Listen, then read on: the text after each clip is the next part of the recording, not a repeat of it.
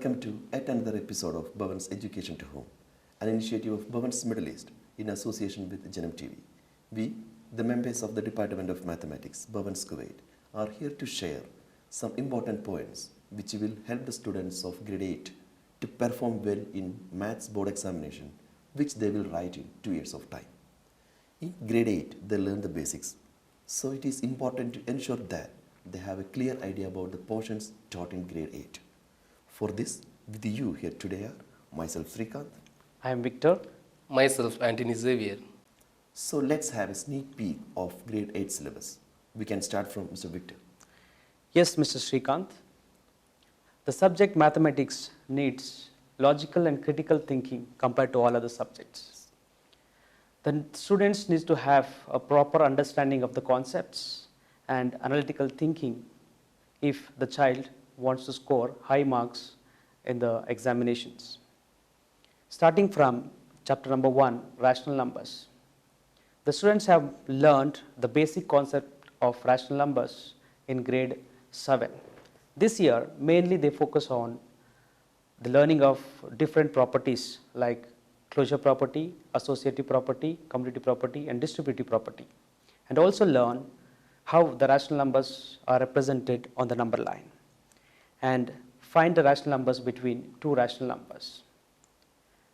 Chapter 2 is linear equation in two variables. By this time, children would have come across many examples of algebraic expression and equations. This year, mainly they learn the methods of solving linear equations and how the linear equations are related with day-to-day life. Chapter 3, understanding quadrilaterals. This is one of the easiest chapter for the students. Students are curious to learn this lesson. They learn properties of quadrilaterals, the types of polynomials, exterior and interior angle properties of polygons. Fourth lesson is practical geometry. Students have learned how to construct triangles in earlier classes. Here they learn how to construct quadrilaterals by using the properties which they learned in the previous lesson. We can also say that this is the continuation of the previous lesson, understanding quadrilaterals. Fifth lesson is data handling. This is the one of the easiest and interesting lesson for the students. Students learn organizing data, grouping of data, and graphical representation of data. Students also enjoy reading and drawing of pie charts in this lesson. Thank you, Mr. Victor, for sharing your ideas. Now we can listen to Mr. Anton. Sir, please. Thank you, Mr. Srikanth. I am very happy to introduce you the next topic, squares and square roots. In this particular topic, children will be able to find out what is the square of a number.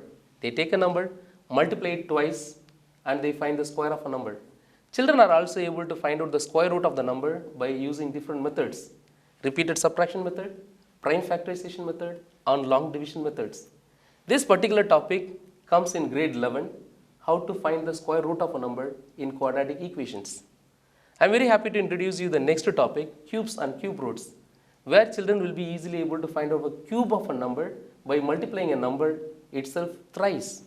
They will also find out the square cube root by estimation method and by prime factorization method. And this particular topic is widely used in finding the volume of a solid in mensurations.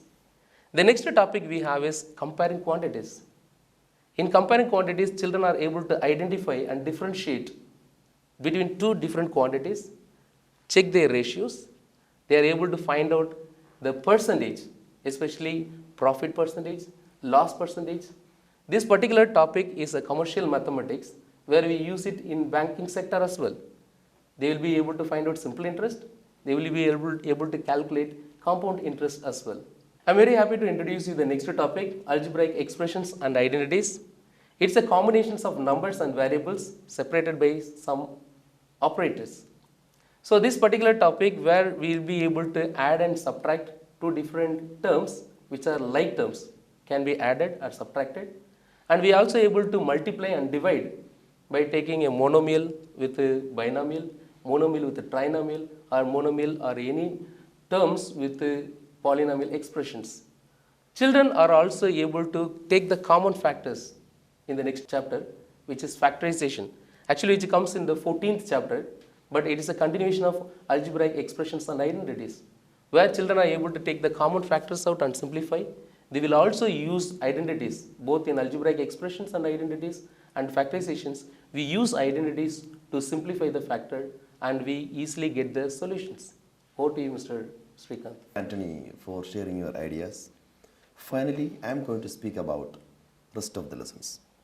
Let me start from visualizing solid shapes. Visualizing solid shape is an important lesson in grade 8.